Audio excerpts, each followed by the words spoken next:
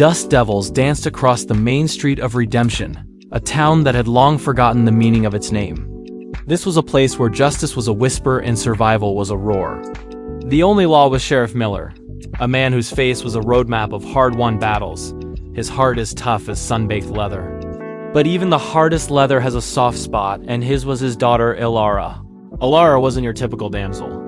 She had her father's grit and her mother's grace, with eyes the color of a summer sky just before a storm. She could handle a rifle as well as any man, but her true weapon was a spirit that refused to be tamed by the harsh realities of the West. She dreamed not of escaping redemption, but of healing it, of seeing wildflowers grow where saloons now stood. Then he rode into town. Jake was a drifter, a cowboy with a past etched in the lines around his eyes and a silence that spoke volumes. He wasn't looking for trouble, just a place to rest his weary horse and even wearier soul.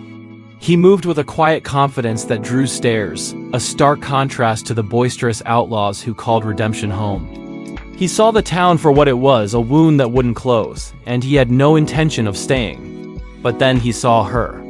Ilara was tending to the small patch of garden she stubbornly maintained behind the sheriff's office. He saw the fierce determination in the way she worked, the hope in a hopeless place. In that moment, something shifted in him. For the first time in years, Jake felt something other than the dust of the trail. He saw a reason to stay. Their first words were cautious, like two wary creatures circling each other. He offered to help fix a broken fence post.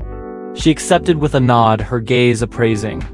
As they worked under the relentless sun, they talked. He spoke of the open plains, of sleeping under a blanket of stars. She spoke of her dreams for redemption, of a community where children could play without fear. They found common ground in their shared loneliness, a quiet understanding that blossomed in the space between words. Sheriff Miller watched them from his window, his hand resting on the butt of his Colt. He saw the way Jake looked at his daughter, and it stirred a protective instinct as old as time. He knew men like Jake, men who carried shadows with them. He'd seen 100 drifters come and go, and none had ever brought anything but trouble. He warned Ilara, his voice low and firm. "Some trails are best left unwalked, daughter." That man is one of them. But love, like a river, carves its own path. Jake and Ilara's connection deepened with every stolen glance across the dusty street, every shared secret whispered in the twilight. Jake started seeing redemption not as a pit stop, but as a place worth fighting for. For her. He began to help around town, his quiet strength earning the grudging respect of some townsfolk. He was no longer just a drifter. He was becoming a part of the town he planned to leave behind. Their love story wasn't one of grand gestures, but of small, steady acts of courage and hope in a world that offered little of either. It was a story written not in letters, but in the repaired fences, the guarded smiles, and the shared dream of a better tomorrow.